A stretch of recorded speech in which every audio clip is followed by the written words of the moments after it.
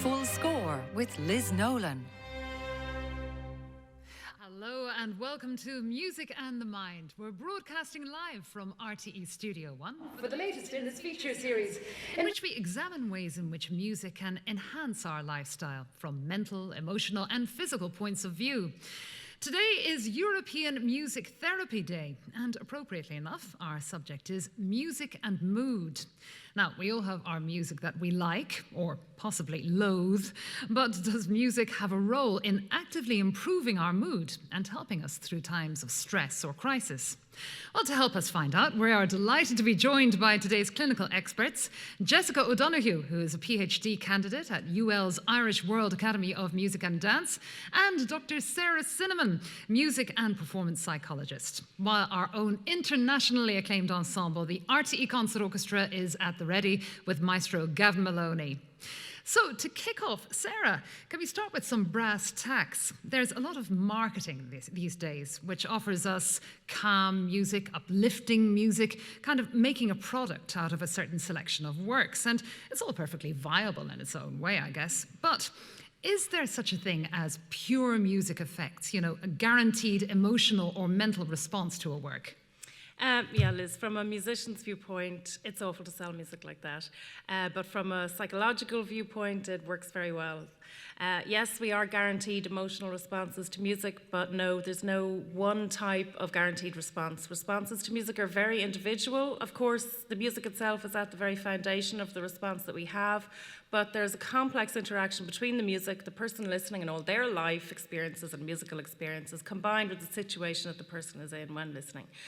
Some musicologists and pure music proponents will not agree with me saying that, but recent research is showing a number of things. Firstly, thanks to technological advances, we can now measure the brain activity of people listening to music, and it's been shown that different neural activity can occur in different people listening to the same music. So there's different activation, different networks of neurons, but the same music.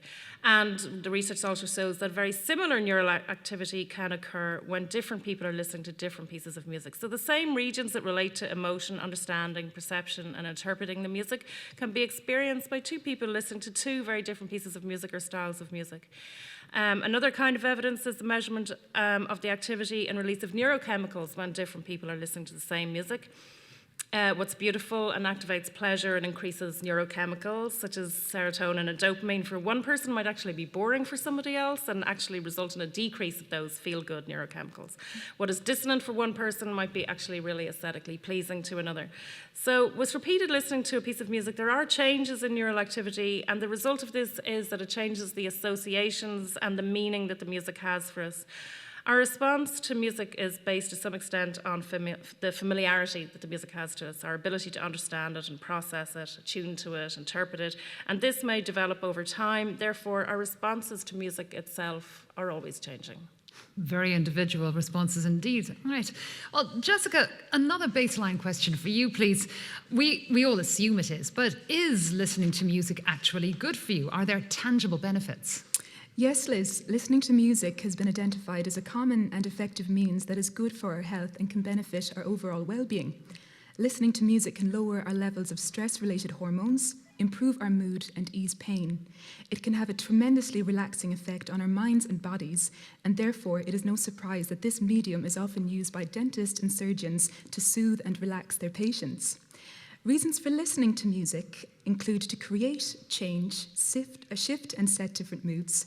Participants report that they listen to music to put themselves in a good mood or to change a particular mood that they might be in. Listening to music is also a way to create positive moods, and oftentimes in studies, participants will say that they listen to music because it cheers them up or it makes them feel better. Researchers have found that people who listen to upbeat music can improve their mood significantly and boost happiness. In one study, participants listened to Stravinsky's Rite of Spring and Copland's Rodeo, and those who listened to Copland's Rodeo reported the highest level of positive mood. So if you're looking for an easy way to transform your mood, cue the music. Oh, poor old Stravinsky. I like him too. Well, on the back of all that, let's hear some music that's always guaranteed to lift my spirits at any rate. This, the irrepressible fun of his Joyeuse Marche by Emmanuel Chabrier, with the RTE Concert Orchestra conducted by Gavin Maloney.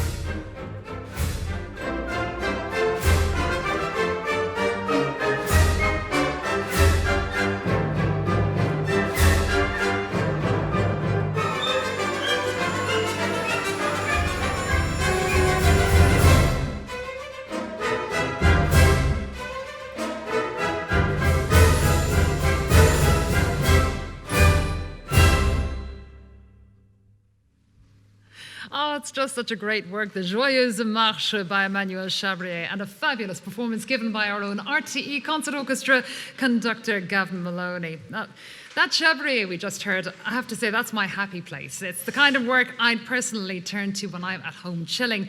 And it's French, which I love. It's clever and elegant. It reminds me of certain friends from my youth. Lots of reasons all jumbled up. So I was wondering, Jessica, leading from that, is it possible to categorize how individuals go about choosing their own particular music? When selecting music to listen to in any type of situation, we actually make a number of sophisticated and highly nuanced psychological assessments. This type of assessment may include questions such as, what mood am I in right now? How do I want to feel in 5 minutes or 1 hour's time? And what music will help me to achieve this? Within and beyond these assessments, we also make very specific musical decisions about how particular pieces will change the environment and the psychological states of other individuals around us.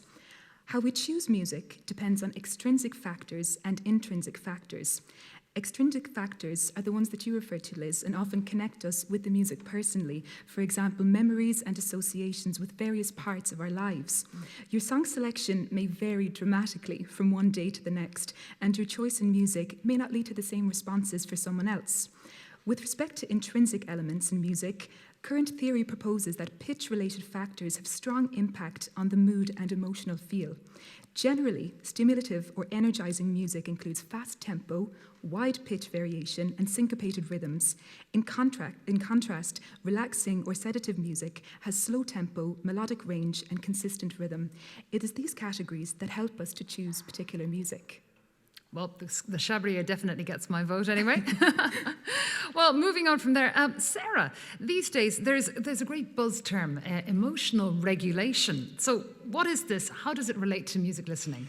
Well, emotional regulation is a term used to refer to our ability to manage our emotions in a way that is socially acceptable and in a way that allows us to deal with or delay spontaneous responses. So we all use emotional regulation strategies unconsciously every day, and some people who are emotionally quite self-aware are also very aware that they use coping strategies at times to help them regulate their emotions. But music provides a really powerful mechanism for us to self-regulate. We can regulate through music because it expresses emotions for us. We can match our emotions with the music, and it helps us minimize and maximize our mood. We can communicate to other people how we feel through the music.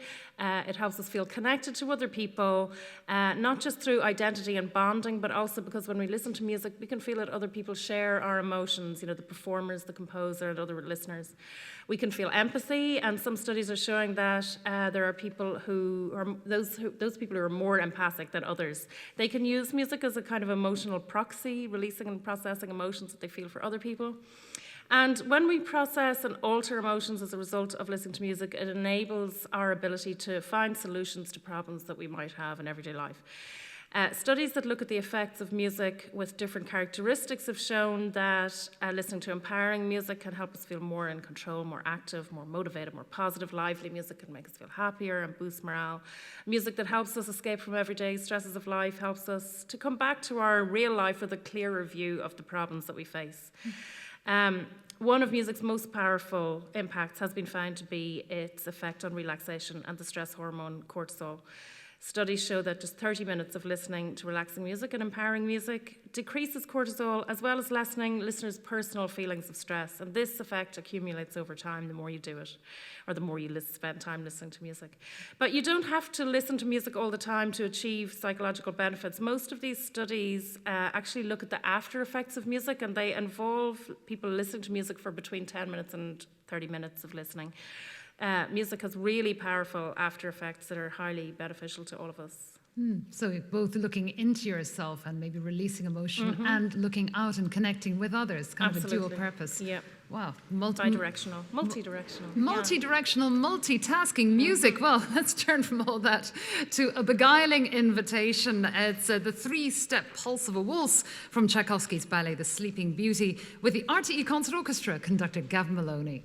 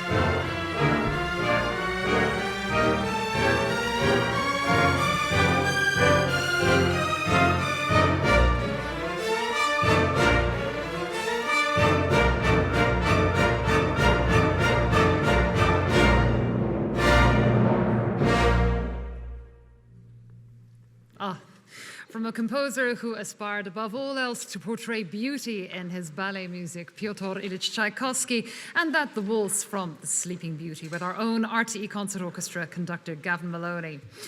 Sarah, hot off the back of our multi-directional, multitasking powers of music, let's go to another buzzword, why not, relating to music and psychology. And this is contagion theory. Now, I'm sure it's not as horrible as it sounds. Could you tell us, what does this relate to? Yeah, well, usually I think we think of contagion in relation to infection, but this is a little bit different. Emotion contagion refers to the idea that the emotions we feel are actually contagious, that they can spread to other people, and that the emotions of others can spread to us. And as a result, we experience emotional and cognitive changes. We actually mimic internally the emotions that we perceive in music, specific components of the music that express a sense of joy, anger, sadness, power, or whatever emotion we perceive in the music. As far as we know to date, this happens because of a number of processes. One is the activity of mirror neurons. These are neurons that exist specifically to mimic and copy the actions and motions of people around us. And it's actually been suggested by neuroscientists, initially Dr. Ramachandran, that due to mirror neuron activity, we're actually all connected to each other, and we're only separated by layers of skin through which neurons can actually communicate with each other. Also, research on rhythmic entrainment, that's the natural response of the body to music, whereby the heart wants to beat in time to the music. So this means that in great numbers of people listening to music together, there's a rhythmic attunement of the group.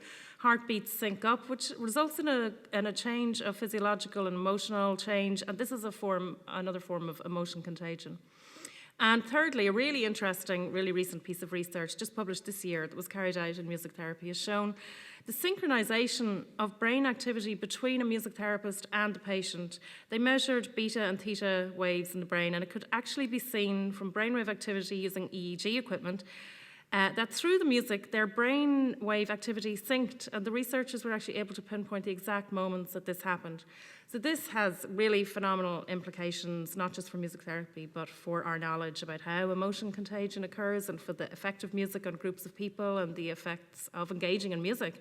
So hopefully with further research using this method, it could lead to a whole new understanding for how and why contagion occurs and how music affects that. And also the ways in which we're so related and how music is a communicator of that. Yeah, it's a really phenomenal new piece of research with new findings. Yeah, we'll look forward to hear more about that.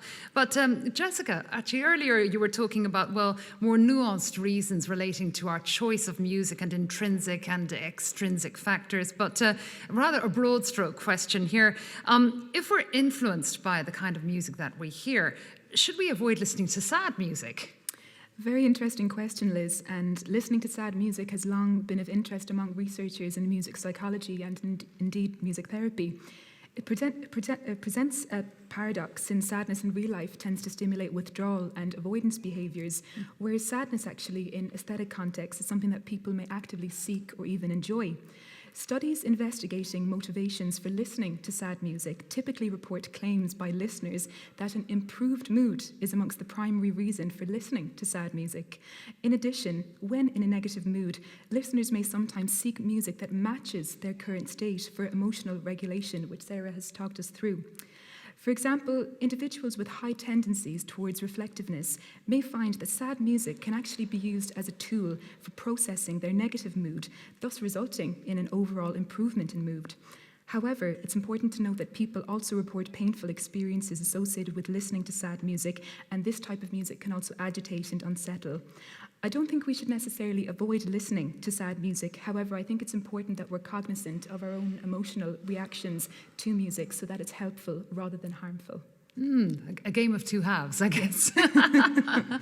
Well, there's certainly nothing in the world sad about our next music, which is just full of fizz and sparkle. This is the overture to his operetta Candide by Leonard Bernstein in its theatre version, performed now by the RTE Concert Orchestra conductor Gavin Maloney.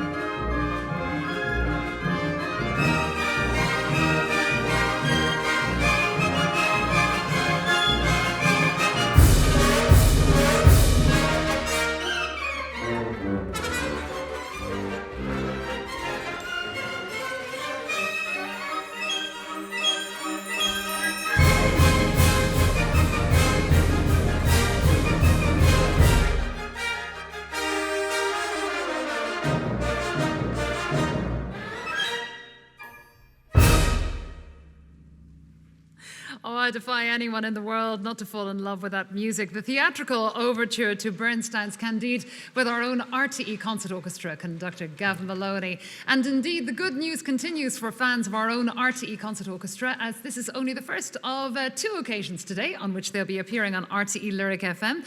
We can look forward to hearing the RTE Concert Orchestra again tonight at 7:30 as part of Paul Herriot's Lyric Concert in a recording from here at RTE Studio 1 when they're conducted by Jonathan Bloxham with Mendelssohn Symphony No. 3, the Scottish, also Mozart's Violin Concerto No. 5, the Turkish with soloist Benjamin Baker. So the RTE Concert Orchestra, such welcome friends and magnificent stars, always on RTE Lyric FM. Right, to get back to the business at hand, and we're discussing music and mood. And Jessica, earlier Sarah was mentioning about listening to, say, 30 minutes of music a day in order to enhance various aspects of your lifestyle. I was just wondering, was there any particular way in which we should be listening to or experiencing music in order to get the maximum benefit out of it? Mm-hmm. So I suppose, Liz, recent technological advances have increased the availability of and accessibility to music in the modern world.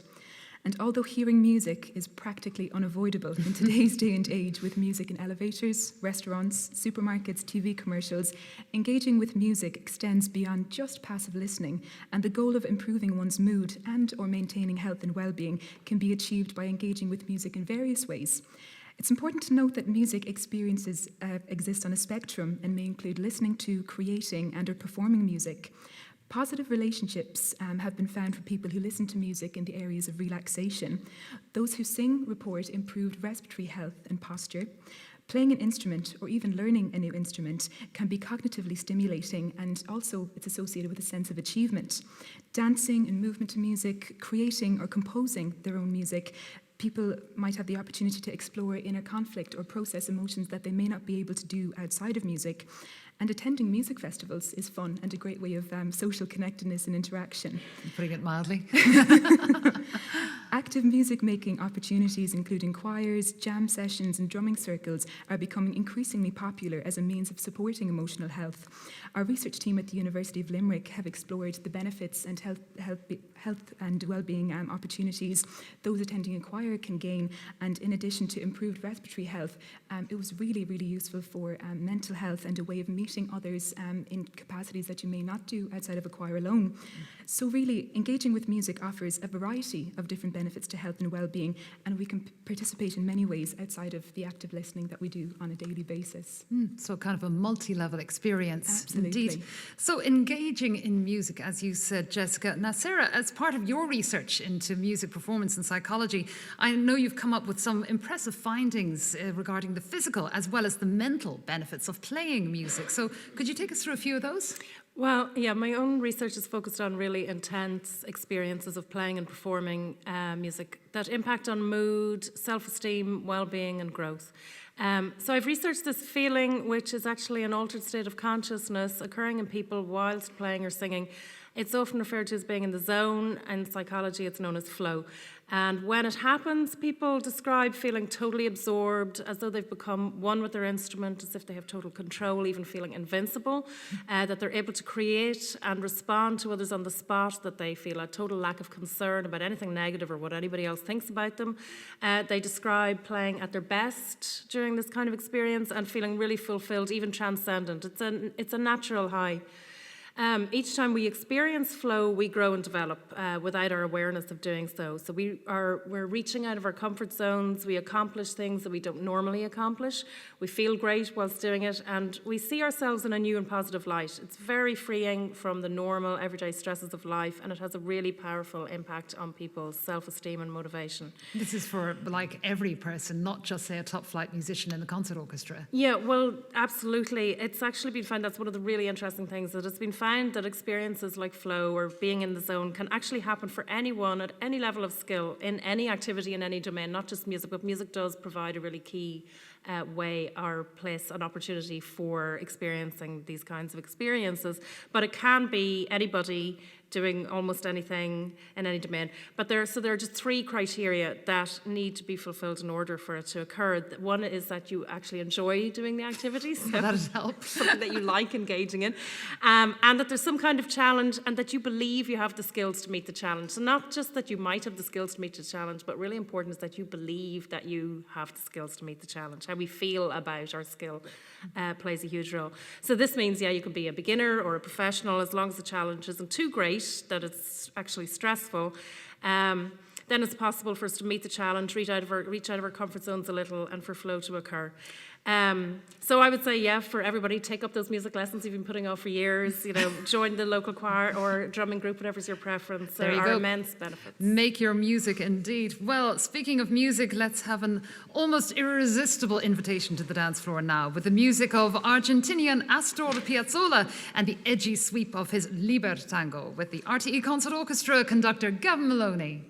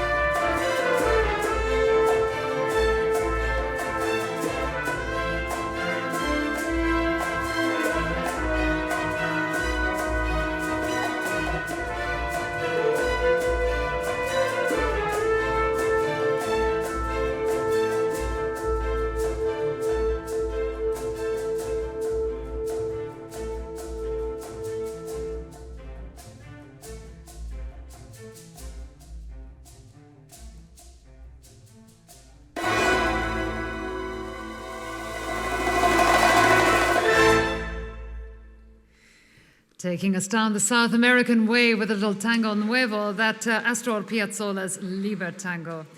Sarah, before the show started, you had this fantastic story about this study on the effects of music, which used emojis. Could you tell us about that? Yeah, well, this was actually kind of a complicated study, but that had very straightforward findings. The researchers were looking at the effect of music on how we interpret our environment and how we interpret facial expressions.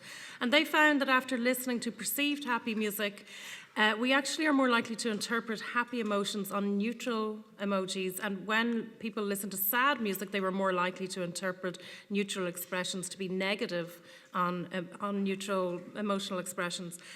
So this shows that music has a really profound effect on how we interpret even the simplest things in our environment. Imagine the effect that music can have on how we interpret the real neutral expressions of actual people that we encounter. And there is research showing that having listened to happy music, we're more likely to interpret a neutral facial expression on a person that we come across as positive, and having listened to sad music, we're more likely to interpret a neutral expression as negative. And this has happened with people even listening to only 15 seconds of the music. Wow. So as the researcher said themselves, I'm quoting, the next time you have to see your boss, listen to some happy music first. So even if they're asking you to do something unreasonable, at least they're going to look better to you, while they're asking you. So the impact of music on our interpretation of facial expressions really indirectly impacts on our social interactions. We all know the powerful effect that music has on us, but we maybe don't always think of it in terms of affecting our perception of our environment and of the people around us. So just whistle a happy tune, okay? Well, Jessica, actually earlier we were speaking of sad music and its role in our emotional health, but I was wondering, how about dissonant music, works that depart from a tonality, like the Stravinsky you mentioned earlier, because often people might find that a little challenging. So where does dissonant music stand in terms of music and mood? So when we think of sad music, objectively, it's based on acoustic parameters such as dissonance, lower overall pitch, slower tempo, use of minor mode, legato articulation, and less energetic execution. However, subjectively, when we define music, the listener's interpretation is really at the forefront. And research has shown that people can find this type of music challenging, and that while it can induce feelings of sadness, for some individuals, this negative effect is then turned into a positive. For example, results of a study showed that participants who were sad or angry were inclined to listen to this type of sad music in order to think through and work through problems for expressing emotions, which resulted in an improved mood. Although some people do listen to sad music with the goal of improving mood, some studies report that listening to sad music may sometimes result in a deterioration in mood. And this would be dependent on, I suppose, whether listeners have maladaptive mood regulation strategies, such as rumination or mulling over a particular idea. They may not have the effective strategies to be able to work through themselves. Therefore, music choice may not be the most appropriate piece to improve mood. Again, it's that piece around whether it's helpful or harmful, and I think it's important that we consider that when choosing the music we listen to and whether sad music is advised. Maladaptive mood regulation. I just love these terms. I'm going to take them home with me. Well, getting from there firmly back into the realm of the consonant melodic music and the lovely lento turn, let's go to the lyricism of Antonin Dvorak and the lilt of his humoresque number 7 with the RTE Concert Orchestra conducted by Gavin Maloney.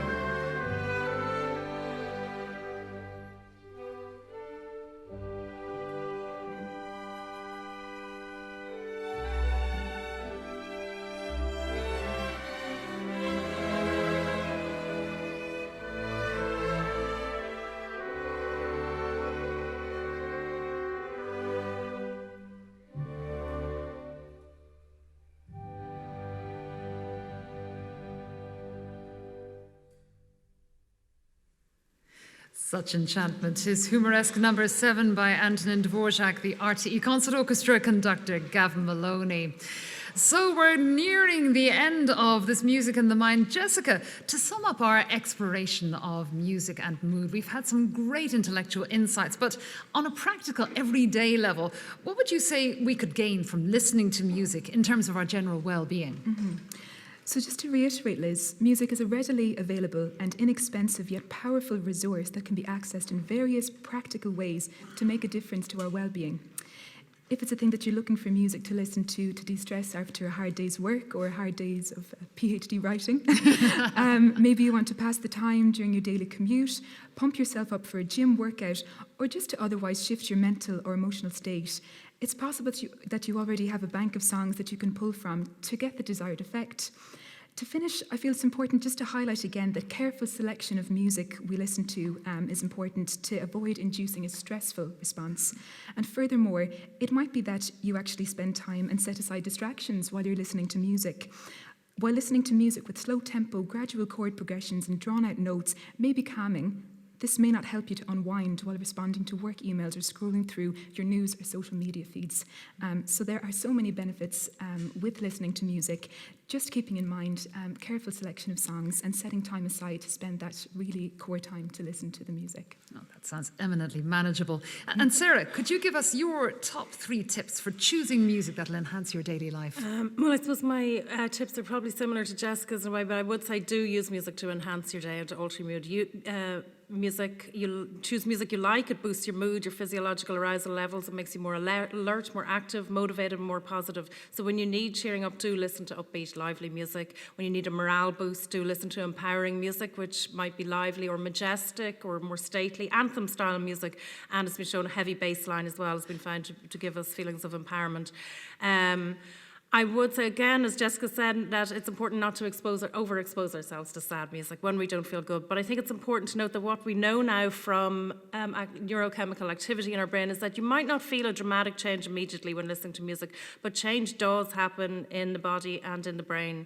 And it's like a ripple effect in your brain. That one disturbance in a sea of distress can have a multitude of small effects and can make us more likely to want to make those changes again. So when you feel like you really want to listen to that sad music constantly, I think it's really important to mix it up. And it's about having healthy habits, a bit like exercise. It's important to exercise maybe 15 minutes every day.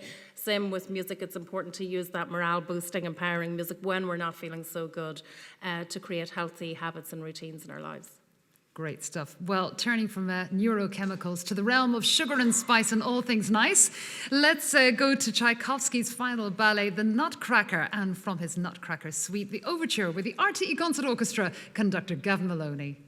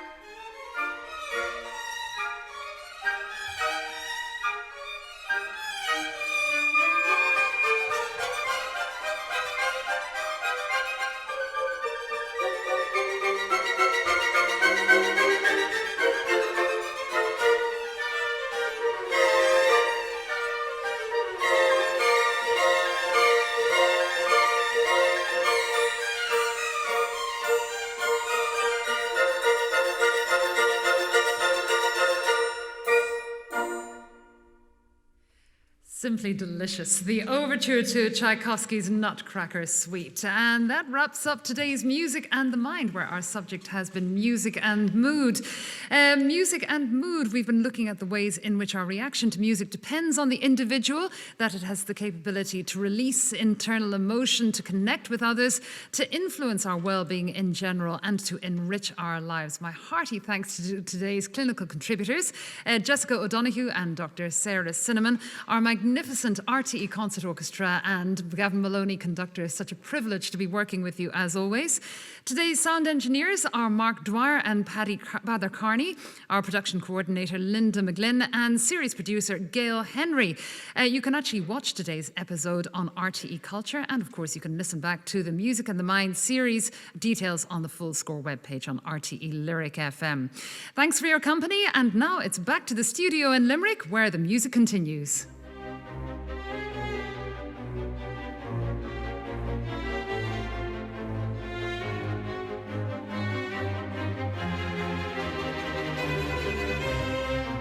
The Full Score with Liz Nolan.